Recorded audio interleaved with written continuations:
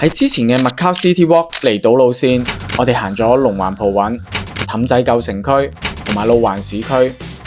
隔咗咁耐，終於都要嚟拍呢一條路線，一條屬於澳門最南端嘅路線。我哋會由熟悉嘅路環市區出發，一直沿住馬路去到我哋嘅第一站金像農場，然後喺相隔唔係好遠嘅地方，會去到澳門僅有嘅2個海灘之一竹灣海灘。而喺呢一個海灘附近有一個豪宅地區，喺網上面經常有人話係澳門版小鎌倉嘅竹灣豪園。之後我哋可以無縫銜接咁樣去到龍爪角嘅步行徑，沿住澳門最靚嘅海岸線步行嚟到黑沙海灘，同埋位於佢身後嘅黑沙水庫。最後我哋會去一個相對比較遠嘅地方，一個位於離島深處、人煙稀少嘅九澳聖母村。所以如果你已經對澳門紙醉金迷同埋人多擠迫嘅路線感到厭倦，咁今集嘅呢一條 Macau City Walk 路線一定會好啱你。係啦，咁又到咗呢個久違嘅澳門 City Walk 系列啦。今次咧，終於都可以抽到時間咧嚟影呢一條路線。咁頭先嚟嘅時候咧，係經過呢一個荔枝碗船廠，因為上一集咧就話佢嗰邊咧有個優化工程，咁其實而家已經係開放翻噶啦。咁咧原來咧佢係加入咗一啲咧小朋友玩嘅元素啊，有啲攀爬網咧俾啲小朋友玩。咁然之後隔離咧都會有一啲咧露營台凳啊，咁啊可以喺隔離嗰啲餐車啊或者係自動售賣機嗰度咧買翻杯咖啡咧坐低 hea 下，望住啲小朋友玩咁樣嘅。咁同埋咧嗰度咧多咗一個咧木造嘅階梯級嘅座位咁樣啦，估計應該都係如果有 function 啊，例如係黃昏音樂會嘅時候咧，咁嗰度咧就啱啱好咧可以變成咗一個咧表演嘅場地，因為佢對住個海同埋一個平台咁樣嘅。咁所以大家如果想加入一啲親子元素喺自己嘅行程入邊嘅話咧，咁嚟路環嘅時候咧，不妨可以去埋呢個荔枝碗船廠嘅。不過咧，佢呢一個嘅遊玩設施咧係有年齡限制嘅，係6至14歲嘅，咁大家就要留意翻啦。咁我而家人咧又係喺呢一個咧路環市區呢一度啊，呢個圓形地嘅呢一度，市政街市嘅呢一度啊。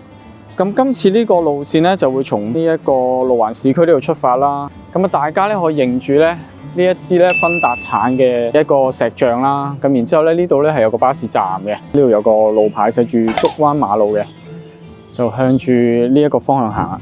咁行呢一條路線啦，亦都俾大家睇下咧，究竟係需要幾耐時間？因為之前咧係介紹路環市區嗰度嘅時候咧，都好多人問咧，究竟咧要花幾多時間去嗰邊玩啦？咁而家我哋就實測一下啦。而家個時間咧就係呢個晏晝3點嘅。咁我哋就睇下，如果行到去黑沙嗰邊嘅話咧，大概需要幾耐啦？去到前面咧，其實如果你見到呢一個少年感化院嘅話咧，就證明你行啱咗噶啦條路。講緊係而家行緊嘅方向，唔係你嘅人生方向。咁呢一度咧就會見到路環監獄啦，舊嘅路環監獄。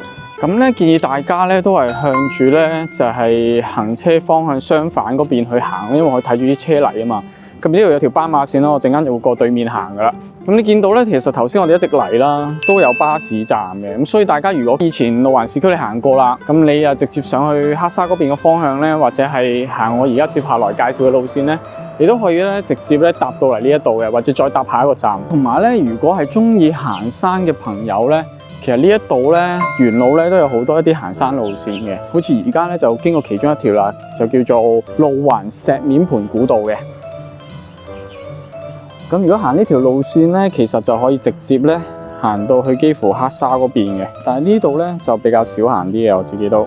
咁啊，再行前少少咧，就會有其他嘅一啲步行路線啦。咁呢個金像農場咧都係好出名嘅，基本上咧我都時不時去嘅。咁其實就唔係行山嘅，就好似散步咁樣，因為其實佢唔高，澳門其實冇山嘅，正式嚟講，全部都係啲山丘嚟嘅，唔高嘅。咁啊，行前少少就會見到啊呢度。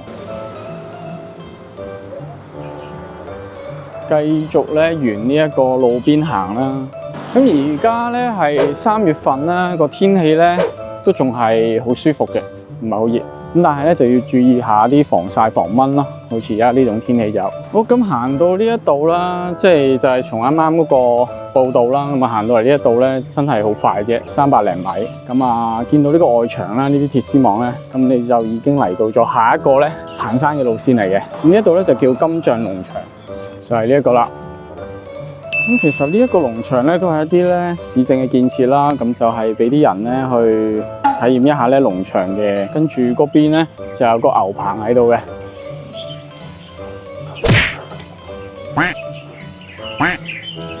咁近距離睇都係好壯觀，因為佢呢度咧嗰個距離咧係可以真係挨到好近。呼呼！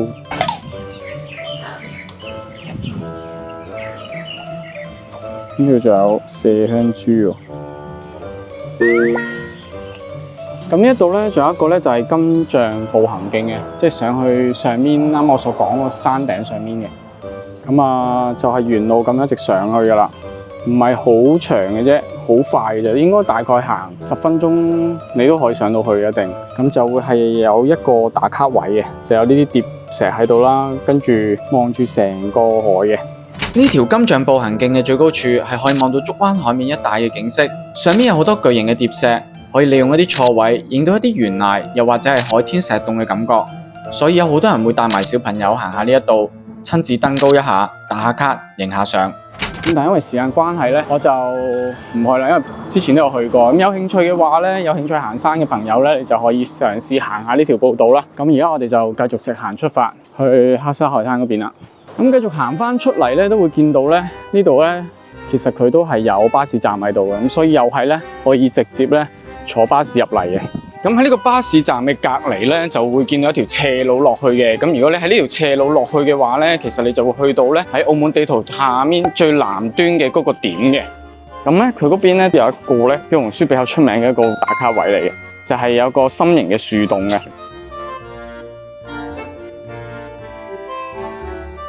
咁同埋呢一條路咧，如果你一直向前行嘅話咧，其實佢係會翻到去咧路環市區嗰邊個譚公廟嘅，氹跨一圈去翻譚公廟嗰邊嘅。咁行咧大概10零分鐘落嚟呢度之後，咁會有一個停車場嘅。咁咧嗰個樹洞咧就喺呢度入去啦。咁呢一個樹洞咧望埋去咧，的確係似心形嘅。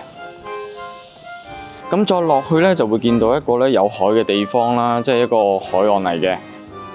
咁如果大家有興趣咧，就可以咧落嚟呢一度啦，同呢個心形樹洞打卡之餘咧，就落一段少少嘅樓梯啦，嚟呢一度咧睇下海嘅。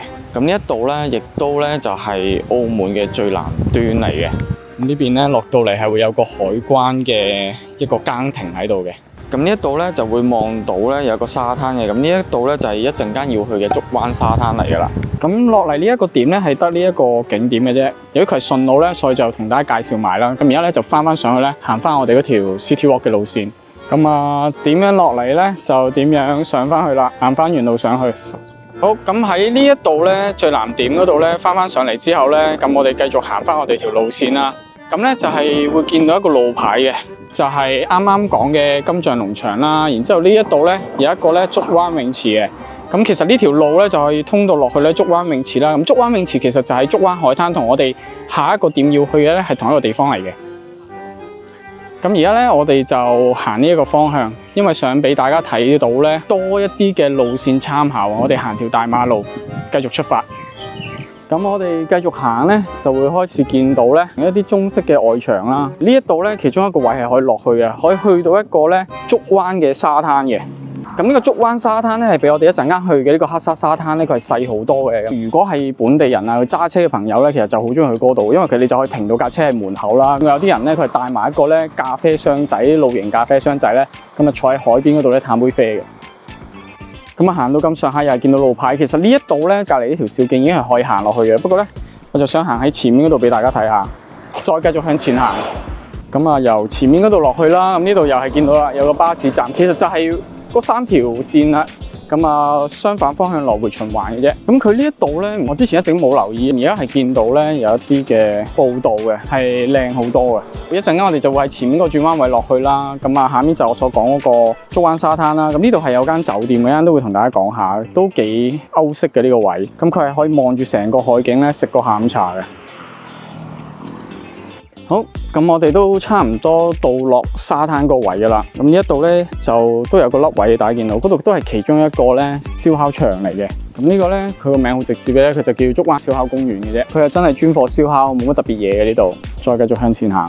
咁其實呢條路線咧未必就真係好適合旅客嚟嘅。咁但係咧就係話，如果你都係咧想去澳門一啲未去過地方啦，又唔多人唔多車嘅話咧，咁其實咧嚟呢一度咧都係一個選擇嚟嘅。咁我哋行到差唔多咧，基本上咧你都係望住一片大海嘅，因為嗰邊咧就一直沿海噶啦，望住黑沙嗰邊噶啦。咁我哋一陣間咧就係從前面嗰度咧行入去啦。即係呢一度咧，嗰個視野就會變得咧係開揚好多、舒服好多。咁呢個咧就係去黑沙海灘之前嘅其中一個海灘啦，就叫竹灣海灘嘅。咁就沿住呢條斜路落去。咁同埋咧，大家可以留意下呢度咧就有間青年旅社嘅。同一陣間去黑沙嗰邊咧，佢都係有間青年旅社嘅。咁大家可能會問啦，啲青年旅社咧，佢係可唔可以住嘅咧？其實佢嘅服務對象咧，主要都係一啲澳門嘅學校啊，或者一啲非牟利機構組織咁樣嘅。佢唔係對咧呢個遊客開放嘅。咁你行到落嚟中間呢一個位咧，其實都係有呢個青年旅社，不過呢個係營地嚟嘅。咁俾大家睇下嗰個營地咧，即係唔知大家睇唔睇到啦？就係佢類似一啲太空艙咁樣嘅，佢唔大嘅，佢就係一個好細嘅範圍啦。咁我都未試用過，所以呢個我都唔係太清楚。但係咧就見到佢開始有呢啲咁嘅設施啦，佢係近年咧先至再整成咁樣嘅。行到嚟呢一個位咧，就有個竹灣酒店啦。上邊就係我講咧有間餐廳啦，可以食下午茶嘅地方嚟嘅。佢係食呢個葡國餐嘅，咁佢有室內啦，可以嘆冷氣啦。咁然之後有室外嘅環境嘅，對住咧呢個海景啦。咁其實呢一個 view 啦，亦都就係佢下面酒店房嗰啲 view 嚟，因為其實咧喺呢度可以見到咧，呢啲就係嗰啲酒店房間個露台啦。新舊程度嚟講咧，佢係比較舊嘅。咁啊，如果大家有興趣，都係可以上網咧去翻佢官網睇下。咁啱講嘅嗰個細嘅沙灘咧，就喺呢個位啦。冇錯，呢度咧就啱啱我所講啦。咁啲人咧就好中意咧，就係揸電單車又好啊，或者係揸私家車咧，跟住就停喺呢度啦。然之後咧，佢就會帶備一啲輕便啲嘅一啲摺疊嘅一啲露營嘅台凳啊。咁啊，有時候就咁坐喺呢一度咧飲杯啡嘅，就係呢個位。咁呢度咧都係可以進行一啲水上活動嘅。咁即係呢個範圍咧都係可以容許咧落水嘅。呢度係有更衣室啊，有咖啡茶座嘅。咁啊，最入邊嗰度咧，其實仲有一間餐廳叫綠洲餐廳，佢係食呢一個咧意大利菜嘅。咁有時候見到中午咧，佢已經有好多嘅一啲外籍人士咧，好中意喺嗰邊咧飲杯紅酒咁樣吹下海風。咁啊，呢度咧有個簡單嘅咖啡茶座，都喺度 hea 下。如果行到攰攰地，咁啊簡單咁樣咧，望住呢個海放空啊，真係。嚟嘅時候咧都講過啦，呢度咧基本上都係啲別墅嚟嘅，你睇下幾奢華，成棟都係。呢度咧就我所講間綠洲餐廳啦。佢環境咧都 OK 嘅，咁但係咧佢就唔係話大家成日問嘅葡國菜咯，佢係食意大利菜嘅。咁呢一度咧最好係要訂位嘅，都係建議大家係要訂位先嘅。咁咧資訊咧都會放喺咧說明欄嗰度嘅，大家有興趣可以睇下嘅都。好，咁我哋咧就繼續出發啦，向前行翻呢條路咧，上翻去上面，繼續向我哋嘅黑沙海灘嗰邊出發。咁我哋頭先咧就喺下面上翻嚟嘅，行咗嗰段路啦，再加埋呢個上坡落坡咧。如果大家體力唔係咁好或者唔想咁攰嘅話咧，就建議大家咧諗一諗先落去啦。報個時先，而家係3點57分啊，嚟到呢度嘅話，即係用咗約莫係1個鐘左右啦。咁咧，但係咧好坦白講，我自己覺得我自己個路程咧係行得比較快嘅。咁如果你再慢啲嘅話咧，我諗應該係會舒服啲嘅。咁又係行到咧前面冇幾遠啦，我哋又開始見到咧呢度有啲細竹仔啦，跟住咧又係有啲圍欄啦，咁係一棟棟嘅別墅啦。咁呢度咧即將又係下一個點嚟嘅，又係會好似啱啱咁樣咧有一個斜位咧就落去嘅。咁其實呢個位咧都係可以落去睇一睇。成日喺網上面啲人講咧就係澳門版嘅鎌倉啊，就喺呢個位啦。因為其實咧呢個係一個咧豪宅範圍嘅地區嚟嘅，咁所以咧大家要靜喺呢度，係啊。豪宅就係有呢個 view， 咁佢嗰個打卡位咧，仲要行落去嘅，仲要行落去下面就係呢個位啦，就好似一個河堤咁樣嘅，行落去睇一睇啦。當然可以沿住呢條斜路咧咁樣行落去嘅，咁但係咧佢側邊呢度有條樓梯，我決定咧從呢條樓梯咧快啲咁樣行落去啦。9曲13彎，就係呢條樓梯啱啱喺上面落嚟。好啦，咁啊行到落嚟呢度啦，仲需要行到去呢個位嘅，咁啊兩邊都得，行埋落去先。即係呢一度就真係可以坐擁一個無敵大海景啊，仲要係永久景嚟嘅。咁其實呢個位咧就係唔係開放俾啲人行出去嘅，佢有欄杆攔住啦。上網係見到好多人咧行出去，跟住喺個前面嗰度影相。咁影相嘅角度就喺嗰邊咯，影過去。佢呢邊咧其實係有個河堤嘅，所以就唔怕話會跌出去咯。即係靠近呢邊行嘅話，咁但係呢邊就有啲危險啦。咁呢一度咧，其實一到週末咧都幾多人嘅，不過今日咧係平日咧，所以就冇乜人咯，好寧靜啊，好舒服。呢一個竹灣豪園雖然有好多靚嘅機位，但係畢竟佢唔係一個旅遊嘅景點，所以如果你都想 City Walk 嚟感受一下呢個地方嘅話，溫馨提示，記得要注意安全，唔好企條馬路影相，亦都唔好騷擾到住喺呢度嘅人。好，咁啊翻上去，繼續去下一個點啦。咁而家咧又上翻嚟啦。咁其實再行多5分零鐘啦，咁就應該會去到黑沙海灘嗰邊噶啦。咁頭先咧，其實見到咧嗰度咧都仲有好多空置單位出售嘅，即係如果大家咧有興趣買嘅話咧，揾我。行呢啲路咧有樣嘢比較驚嘅，咁就係廁所，即係萬一你行到人有3急點算咧？咁其實咧啱啱去過嗰啲燒烤公園啊，都係有廁所嘅，咁同埋咧有時候路段中間咧都會有廁所嘅公廁嚟。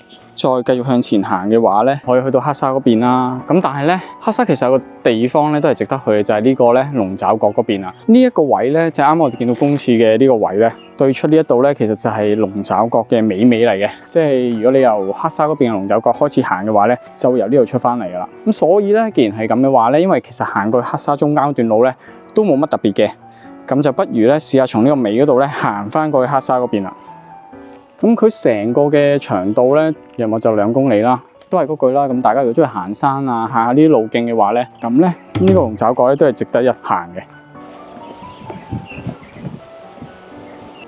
咁呢一度咧落嚟之後咧係有2邊嘅，咁呢一邊咧就通去龍爪角啦，繼續嗰條嘅嘉樂徑啊步行徑啦。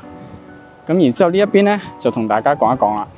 咁其實咧呢一度咧再行過去咧就係啱啱咧呢個竹灣豪園嗰邊嚟嘅，同大家講啦。如果大家係咧決定咗行呢一個龍爪角嘅話咧，你就可以咧，亦都選擇咧行呢條咧路咧，咁樣咧無縫銜接翻呢一個咧龍爪角嘅呢條步道，即係佢後面嗰度啦，同埋呢一度咧係通嘅。咁呢段路段咧其實都安全嘅，因為咧佢都會有啲保安咧定時定候喺呢度巡邏嘅。咁行呢段路嘅好處咧，佢就真係咧靠到個海好近嘅。咁啊，沿路行咧都係好舒服嘅。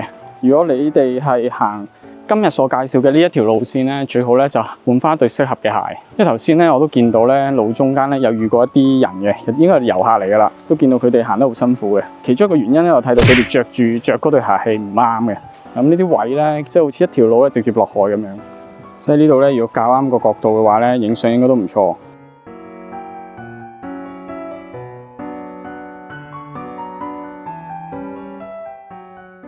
即係呢度咧有趣之處咧，就係你成日都好似以為咧前邊已經冇路啦，但係其實只不過咧係個角度問題啊。佢係條路比較窄，咁你行下咧又會見到咧成條路出翻嚟啦。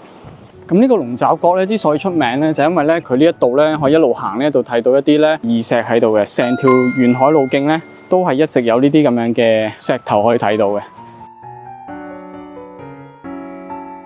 呢度咧都係欣賞日落嘅好地方嚟嘅。呢段路徑咧，基本上係我覺得好適中嘅個長度，唔會話咧太遠。嗰度咧就係我哋嘅終點噶啦，接近。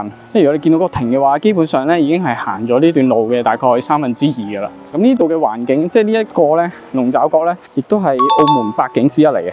即係有時候咧，我哋行嘅呢啲路咧，其實佢都唔係真係路徑嚟嘅，我哋完完全全係行喺呢啲岩石上面噶啦，已經係變咗。咁所以咧呢度咧就係比較難行啲嘅。你睇下，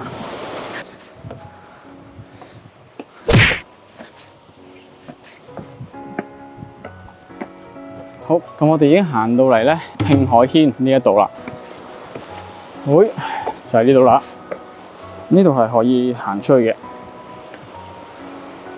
咁呢一度咧都係有好多咧一啲攝影發燒友咧中意嚟嘅地方嚟，因為佢呢度咧影相好正，同埋夜晚咧。如果你支相機好啲嘅話咧，係可以影到銀河嘅，好舒服啊！呢度一望無際嘅海。咁咧，而家咧嚟到呢度嘅話咧，會見多啲遊客嘅。呢個時候嚟咧係最好，因為咧唔會話特別曬啦，同埋咧個顏色咧會好啲嘅。咁其實今日咧係完全天晴嘅，但係我自己係雲派，我比較中意有雲。但今日係冇雲嘅，咁我相信如果有啲雲咧喺度點綴下咧，應該個效果會更加靚，影相會更加靚嘅。好，咁基本上咧離開咗停海亭之後咧，咁我哋就好快就會出到去出口嗰邊啦。出口嗰邊咧又係有廁所，咁所以咧如果大家要揾廁所嘅話咧，嗰度都係一個地方嚟嘅。而家呢個咁樣嘅時間光照咧，咁就呢邊係暗噶啦，呢邊係光噶啦，咁咧就好似做咗一啲攝影嘅感覺，影相應該都幾唔錯。原來呢個石咧係有名嘅，叫猿人石。似唔似咧？大家話咁，終於咧都行到嚟咧最尾嘅呢一段路啦，咁啊就快出到去啦。咁同埋大家離遠咧會見到咧，嗰度咧有個建築物，其實嗰度咧係酒店嚟嘅。我都幾中意呢間酒店嘅，即係澳門嘅酒店嚟講，佢唔係一啲好新嘅酒店，都好耐噶啦，轉個名嘅。咁佢而家呢度咧就叫路環海天度假酒店啦。咁咧我係貪佢咧每一層咧都係梯級形狀嘅，即係佢嗰個風景咧就係佢會因為咁樣嘅結構咧而做咗一個露台出嚟，嗰個露台好大，我都幾中意呢間酒店嘅。其實最緊要咧佢比較寧靜啦，環境。同埋望住呢個 view 啦，同埋佢有個 garden 啊，跟住又有個泳池咧，我覺得整體上我感覺唔錯，而且佢價錢唔算特貴嘅。即係有時候咧，唔想出到咁遠啊，但係又有一種度假嘅體驗咧，就好似之前 staycation 咁樣啦。咁我就係經常揀呢度地方住嘅，佢真係令你咧有一種咧好似置身喺國外嘅一個感覺。同埋咧重點就係咧，佢嗰度咧有一間咧葡國餐廳咧，又係好出名嘅。咁啊，基本上咧你只要喺個酒店行落去咧，就會去到噶啦，叫美麗華餐廳嘅。咁行到嚟最尾噶啦，已經係。基本上呢度就係出口啦，咁呢度咧就有個龍爪石啦，咁亦都就係因為呢嚿石嘅關係啦，所以呢度咧就叫龍爪角啊。關於呢個龍爪石都有個故事版本幾得意，傳說天上面有條小龍，因為擅自偷食咗天上嘅蟠桃，被玉帝貶落凡間，囚禁於大石裏面，所以喺大石嘅紋理上面會顯現到近似龍爪、龍頭、龍身、龍鱗等等嘅形狀，所以當你嚟到呢度嘅時候，不妨細心留意一下，睇下你都揾唔揾到呢啲特徵。呢度咧就係龍爪角海岸徑嘅起點啦。咁呢度咧又係有廁所嘅，所以唔使驚。咁呢一笪咧都係一啲嘅別墅豪宅嚟噶啦。有啲咧個樣咧仲係好復古嘅，就係呢一啲嘅別墅啦。咁有啲係冇修葺啦，呢啲係裝修咗有修葺嘅，所以個外觀就會靚啲啦。哇！佢呢度咧就有啲新式啲嘅，呢啲真係豪宅 feel 啦。佢對住呢一個位咧，成片咧就係黑沙海灘嚟噶啦。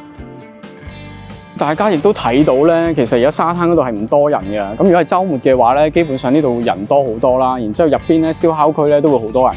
咁嚟到呢度嘅時間咧，報個時俾大家啦，就係呢個4點46分嘅。咁都係花咗唔夠1個鐘入嚟到呢度。咁當然啦，都係要提翻嗰句咧，就係我腳程咧係比較快嘅。咁大家咧就因住自己腳程啦，同埋自己一個享受嘅心情咧，就因翻個時間啦。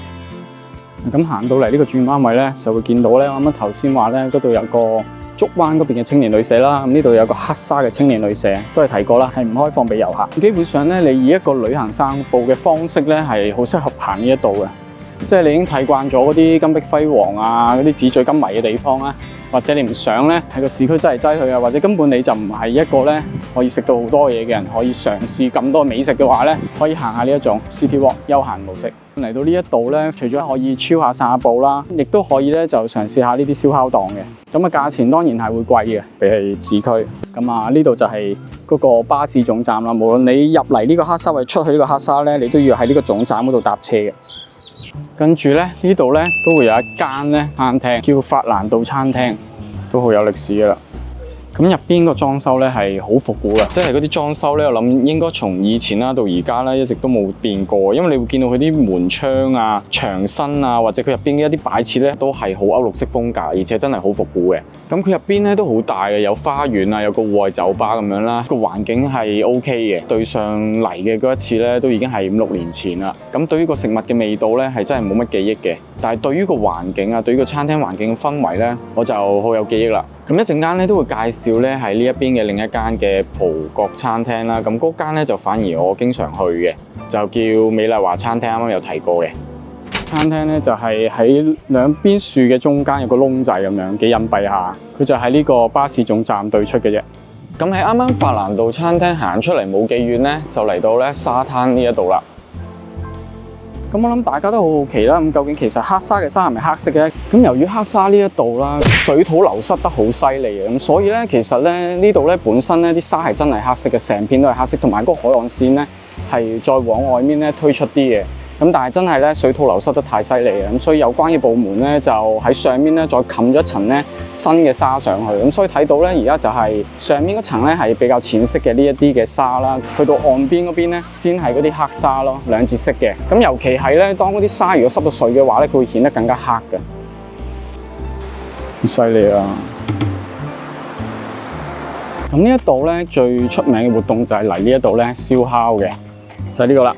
黑沙海灘公園，咁都係嗰句啦，就係話如果係週末啊或者假日嘅話咧，基本上有啲人唔想去外出咧，都有時咧會嚟呢一度玩噶啦。因為呢度咧有個公園啦，可以野餐啊、燒烤啊，跟住玩沙玩水啊。咁呢度咧算係一個咧熱門嘅休閒地點嚟嘅。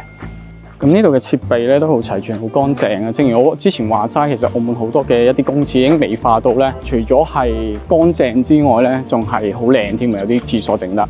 咁佢隔離呢一度咧有個公園仔嘅，咁啊經常見到咧就係啲大人坐喺度咧野餐食嘢啊，咁啲小朋友就喺隔離呢個沙池嘅公園玩啦。咁呢個公園我自己覺得幾好嘅，喺澳門嚟講，即係嗰啲遊樂設施係比較好玩啲，我自己覺得。因為畢竟佢呢一度啦都有個地理嘅優勢啦，就係有啲沙喺度啦，咁上面建一啲嘅遊玩設施咧，咁其實個樂趣趣味性大好多，同埋安全好多嘅，即係就算佢喺上面跌落嚟都冇咁痛。即係好似呢一個啦，係可以喺度運泥沙啦，小朋友。所以佢有別於市區嘅一啲設施啦，佢就唔係單純就咁喺度爬嚟爬去、跑嚟跑去啦。咁同埋佢呢度嗰個難度咧，有挑戰性得嚟咧，佢又唔會話太過誇張。咁有啲仲有主題添，好似呢個係海盜船，同埋對住個海啊，點樣玩個心情都好啲啊。咁喺佢嘅隔離咧，就會係呢個露營區啦。咁啊，再入邊嗰度咧就個花園啊，遠睇都會見到有啲好長嘅草喺入邊嘅。我唔知而家有冇開放咧，睇一睇先。哦，佢呢度咧就因為個入口其實就係啱啱咧嗰個廁所隔離嘅。不過咧我就一直見到有呢啲綠色圍板圍住，應該就係整理緊嘅呢一度。咁所以咧就冇啦而家。唔知夏季嗰陣時會唔會重開翻啦？但係而家睇落去入邊咧就應該係整緊嘢㗎啦。咁隔離呢一度咧係有個小型嘅賽車場嘅，佢唔係嗰種大人玩嘅嗰種嘅卡丁車，佢係踩嘅，小朋友玩嘅呢個係。好，咁再入邊呢一度咧就係一啲嘅燒烤場啦、籃球場啦。咁呢度咧基本上就本地人去使用啦，遊客咁我諗應該都冇乜太大嘅搞作㗎啦，呢度都係出面外圍呢個沙灘度行啦。同埋就係睇下海啦。好，咁而家咧就報一報個時間咧，就係呢個5點正啱啱好啊。咁所以其實咧，你話呢段路都唔係用好長時間，但係當然就視乎你有幾慢啊個步伐。喺呢一度真係講句唔好意思，由於呢集嘅內容真係有啲多，再加上我嚟得比較晏，天亦都就快黑，唯有改日再嚟呢度拍埋剩低未介紹嘅地方。咁今次嘅影片咧，我係分開咗2日去拍攝嘅，因為咧時間嘅關係啦，咁同埋大家咧會見到有2個唔同嘅造型啦，因為其實個時間係橫跨咗成個幾月㗎啦，已經係啦。咁嚟呢一度嘅活動咧就係燒烤啦，咁呢啲係新型啲嘅一啲燒烤區啦。咁入邊咧就係最古老、最傳統嘅我細個嗰陣時嚟嘅燒烤場，都係用啲石做嘅凳啊、台啊咁樣嘅。咁以前咧就會係喺呢一度燒烤啦，跟住喺隔離呢個籃球場咧打籃球啊，喺出面個沙灘嗰度咧就玩下一啲咧多人玩嘅遊戲啦，譬如係咩火星撞地球啊，都幾懷念嘅。咁呢個燒烤場咧，好坦白講咧，基本上一週末啊，都係咧大部分係一啲咧菲律賓嘅人士咧會喺呢一度玩嘅。咁啊，唔知幾時開始變成咁啦。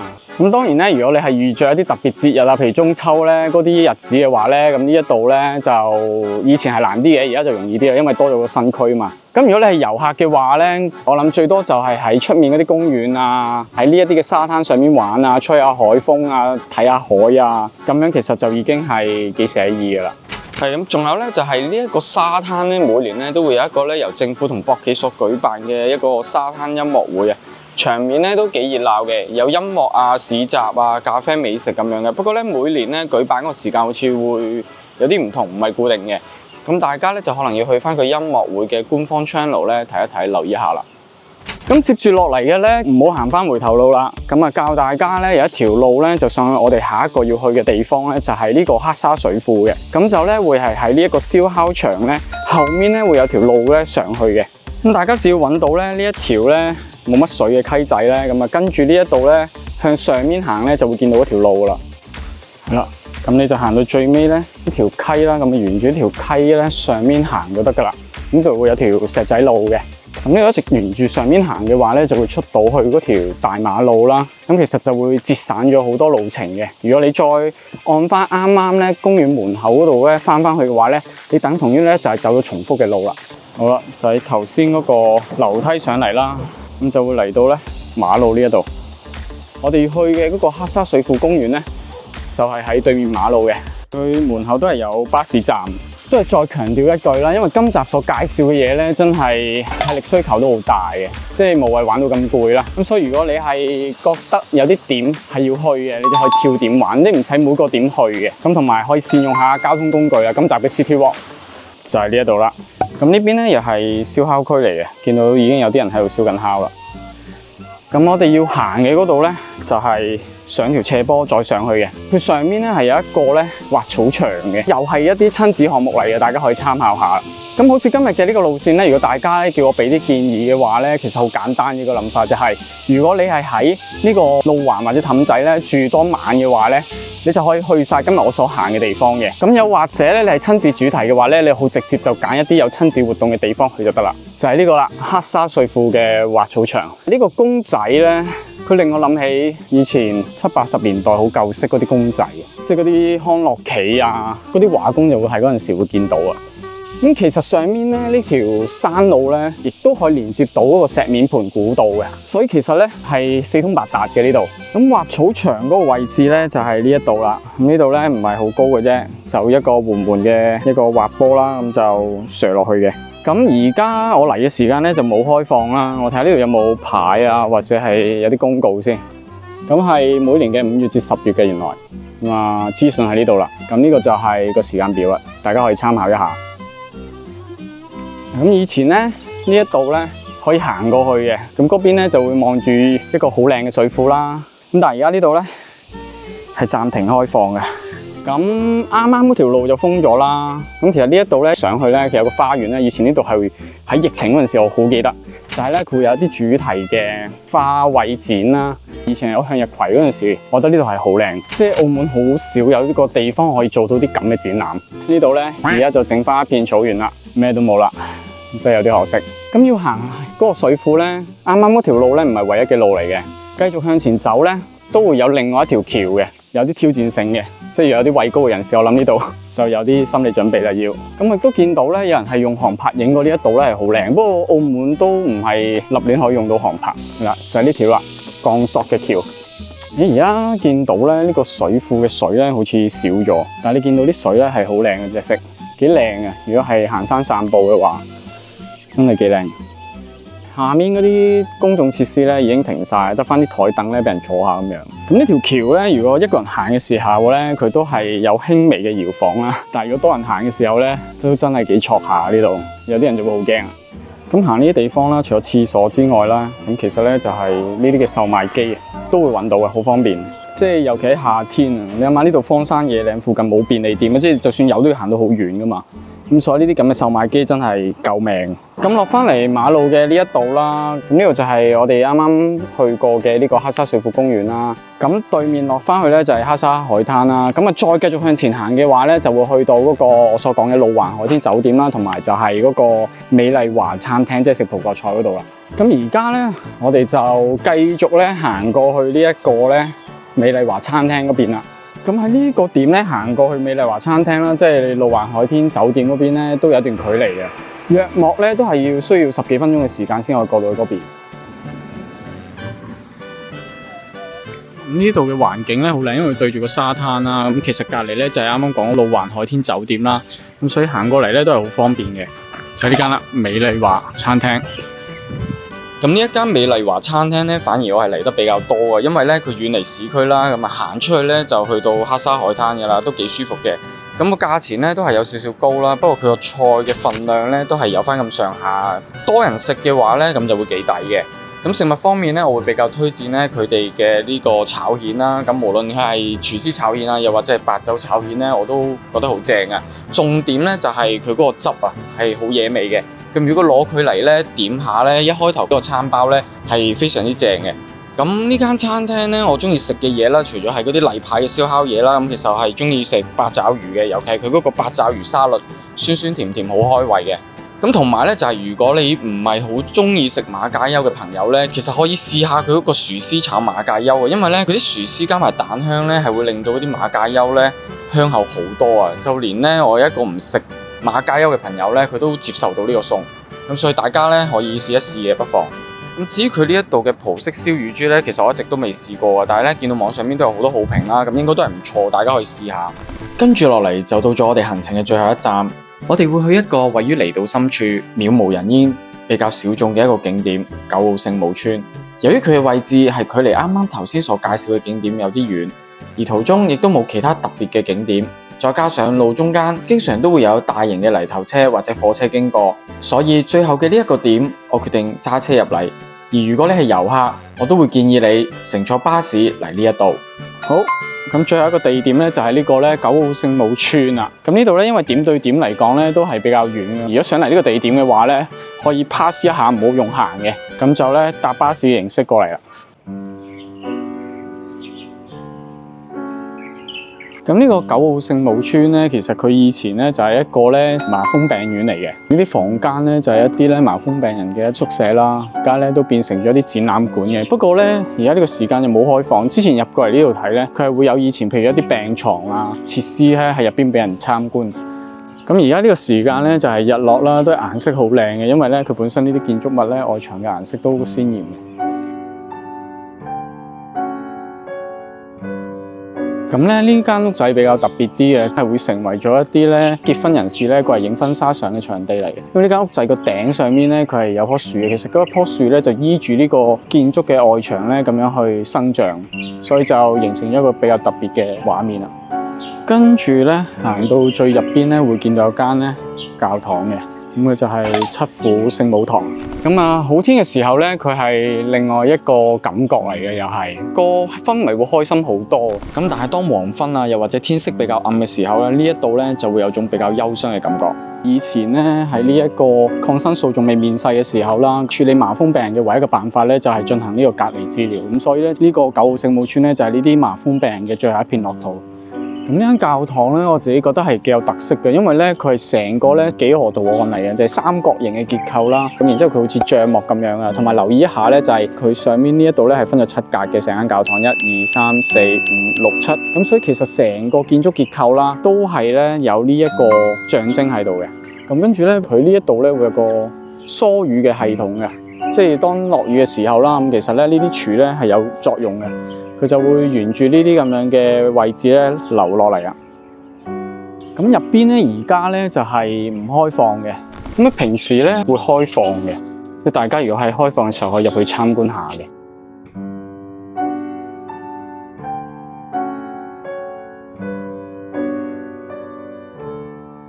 咁佢入邊咧都係非常之樸素啦，比較簡潔啦。咁啊，就連呢牆咧都係普通磚牆，就冇做過粉飾嘅。咁啊，下面呢啲都係一啲以前嘅磚嚟嘅，上面咧都係會有一啲咧14輔路圖嘅。咁同埋旁邊咧就有個小鐘樓喺度嘅。咁比較特別嘅咧就係佢呢個教堂隔離咧就會見到啲煉油廠啊、石油廠咁樣。咁因為呢個地點咧都比較偏遠少少啦，所以一般咧係好少人嚟呢一度嘅。咁樣問過呢一度嘅當值保安啦，咁其實佢就話咧呢個係星期3就會休息嘅，咁所以大家睇翻個時間，因為剛好今日咧係星期3嚟嘅。咁佢入邊咧其實都唔係話有特別多嘢睇啦，都係講緊以前一個麻風病人佢入邊嘅一個生活嘅環境啦，有啲台凳、有啲杯碟啊、水壺啊咁樣嘅，成個環境就復原翻俾啲人睇嘅。咁佢呢一度嘅第一間同第二間屋仔咧都係餐廳嚟嘅，不過咧佢有限定時間開放，咁大家就要留意一下啦。即係你嚟到呢一度咧，佢唔係完完全全咧冇嘢食㗎，冇嘢飲嘅，佢都係有一啲嘅餐廳開喺呢度，有啲咖啡啦，咁咧大家可以喺佢開放嘅時候過嚟啊。好超啊！呢度其實都咁而家咧，我哋就會去下呢一個咧九澳燈塔嗰度睇啦。咁佢係喺啲建築中間咧，就會有條路咧咁樣上去嘅。咁行入去咧係大概要行4、5分鐘嘅路程啦，唔算遠嘅。不過佢會有少少咧爬坡落坡咁樣啦。咁行到嚟最尾咧，大家就留意唔係入呢座塔。咁啊，隔離會有條路仔，從呢條路咧繼續行先啱嘅。咁就係呢個位置啦，呢個就係澳門機場嗰條跑道啦。咁其實基本上你喺呢一度咧都睇到嘅，大家有興趣落埋去啦。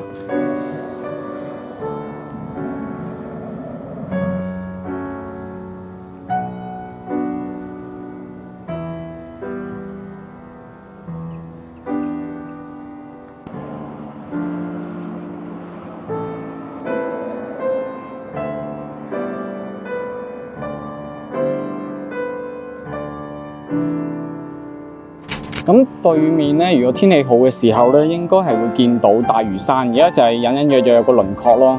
咁啊，對面就係香港嚟㗎。咁呢邊呢個海岸線咧，又係幾靚嘅，即係呢度睇海啊，靜靜地一個人咧，係幾舒服嘅。加上而家咧，因為海邊咧係比較大風，好舒服。對於呢個舊澳聖母村，唔知你又有咩睇法呢？會唔會真係為咗呢一啲內容，山長水遠嚟到呢一度呢？咁最後提提大家啦，呢一個舊聖母村咧，其實距離啱啱介紹，譬如黑沙嗰邊咧，都比較遠一段距離嘅。呢度咧係可以有巴士到達嘅，咁啊應該係會比較好少少啦。唔係建議大家咧行入嚟嘅呢個位，除非大家真係有呢個時間啦，同埋有呢個魄力。因為入到嚟呢度咧，其實佢就係剩翻邊一條小路可以行入嚟嘅啫。同埋咧，如果係夏天嘅話咧，行呢條路就會好辛苦啦。因為呢條路入嚟咧，基本上係冇瓦遮頭啊，所以如果咧你係時間揀唔啱嘅話咧，呢度就幾乎係暴曬咁樣行入嚟啦。咁今集個內容咧有啲多啊，啲素材都有啲多，咁喺我剪嘅時候咧都覺得有啲複雜嘅。咁今集咧唔係建議大家咧要去晒我所介紹嘅點啦。正如我之前都有講過啦，咁大家可以根據自己嘅特性啊，譬如親子活動嘅，你可以揀翻啲親子嘅路線啦。